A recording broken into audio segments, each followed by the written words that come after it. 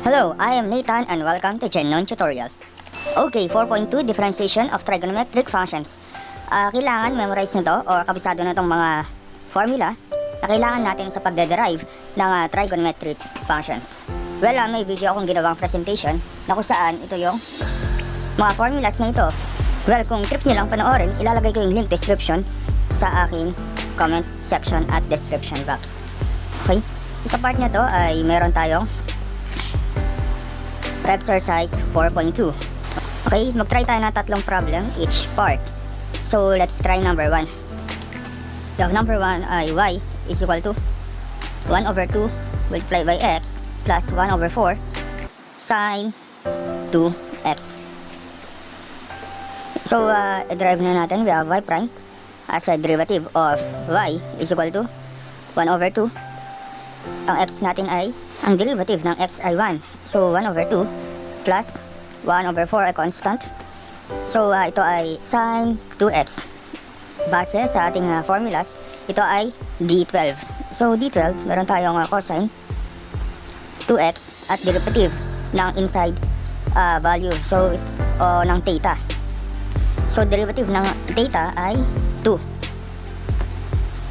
Yan. Simplify lang natin. We have y prime is equal to 1 over 2 plus 1 over 4 cosine 2x multiplied by 2.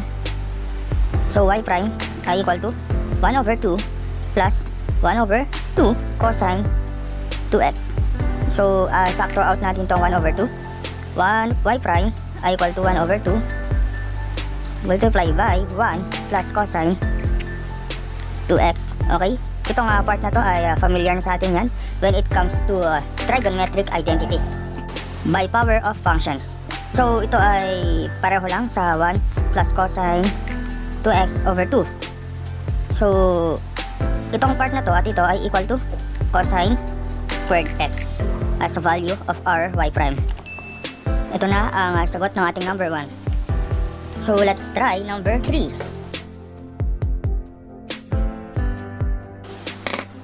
Okay, we have number 3.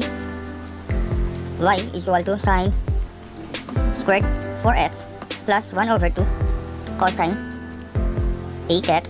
Derive na natin. We have y prime ay equal to 2 sine 4x derivative of sine 4x through d12 again. So, cosine 4x. Okay, derivative ng ating theta. We have 4x. Derivative ng 4x. We have 4. So, multiply by 4 plus 1 over 2, a constant. Derivative of cosine 8x, we have d13. So, negative sine 8x. Derivative ng theta natin, we have 8. So, simplify lang natin. So, y prime ay equal to 2 sine 4x cosine 4x. Okay, we have 4 here. Multiply natin dito. Bali, 2 multiplied by 4 ay 8. Plus, okay, we have negative. So, magiging negative yan. 8 over 2, we have 4 sine 8x. So, itong part na to ay pwedeng modify through trigonometric identities again. So, we have, okay, we have the trigonometry of 4, 2 sine 4x cosine 4x, okay, minus 4 sine 8x. Okay, ang gagamitin na trigonometry identity dito sa part na to ay ang double angle formula. So, y prime ay equal to 4. Okay, double angle, we have sine 2 multiplied by 4x, okay, minus 4 sine 8x. So, y prime ay equal to 4 sine 2 multiplied by 4x, we have 8x minus 4 sine 8x. So, pareho yung lumabas pero magkaiba ng signs. So, positive dito, negative. Ibig sabihin ito ay y prime equal to 0. Ito na ang ating answer sa ating number 3. Okay, number 5, we have y is equal to 3x over 8 plus 3 over 8 sine x cosine x plus 1 over 4 cos cube x sin x. To or sa problem na ito ay i-modify muna natin ang ating equation. Kung mapapansin natin dito, meron tayong sin x, cosine x dito. Meron tayong sin x dito at meron tayong cosine x dito na tatlo. So, i-factor out natin to.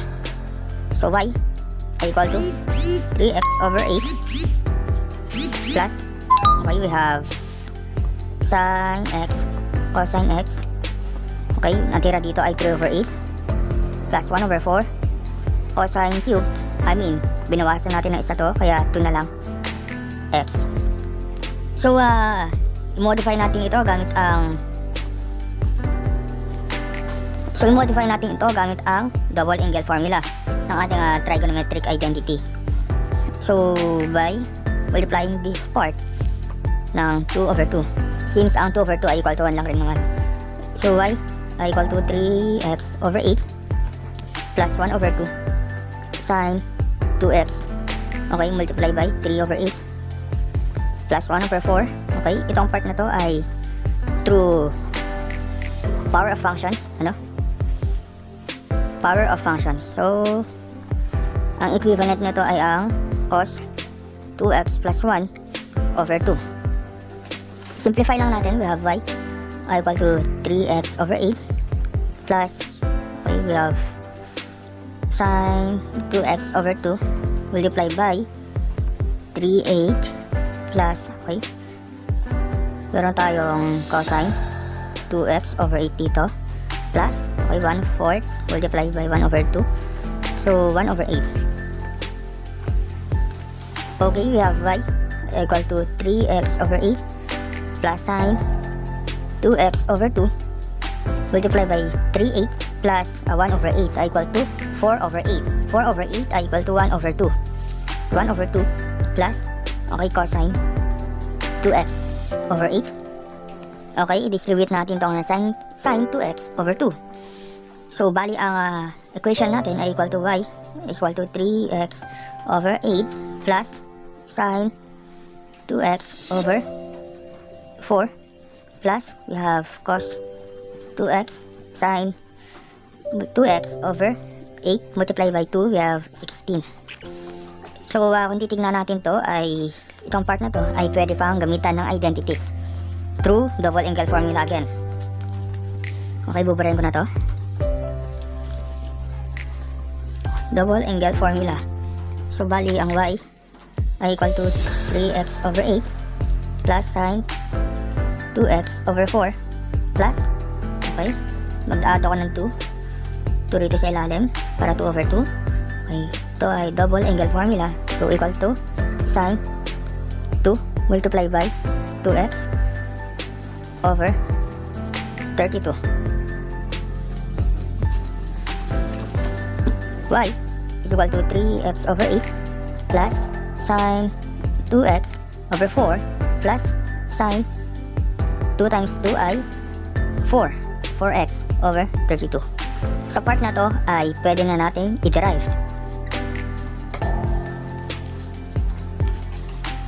So, y prime is equal to 3 over 8.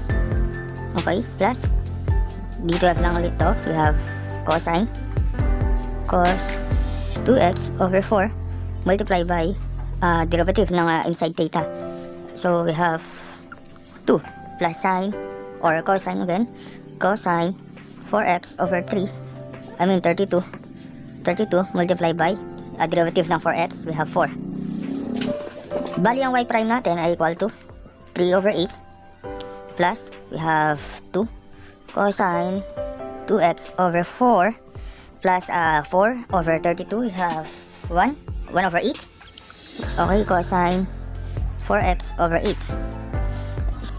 Ang next na gagawin natin ay i-factor out ang 1 over 4 so each part, no?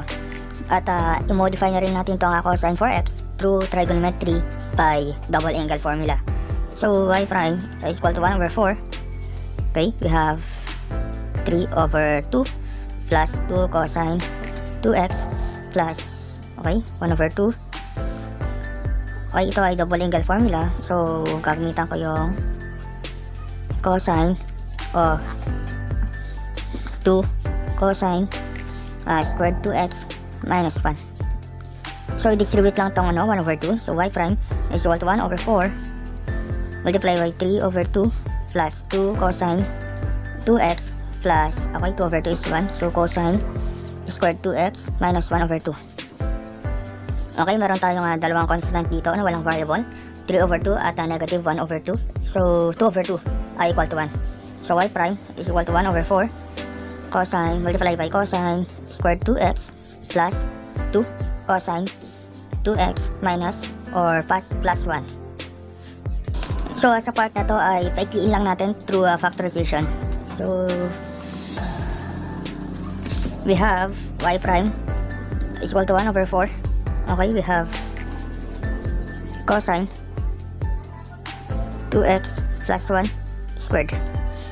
Okay, let's prove na ito ang factored form nito. So, cosine squared 2x plus 2. Okay, 2 cosine 2x plus 1 squared ay 1. So, they are the same. So, okay, distribute natin itong 4. So, y prime is equal to cosine 2x plus 1 all over by 2 raised to 2. Also equal to cosine 2x plus 1 over 2 all over by 2.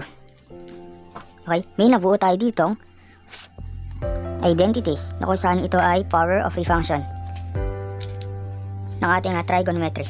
Ito ay equal to y prime is equal to bracket, we have cosine 2x plus 1 over 2. So, ito ay cos squared x.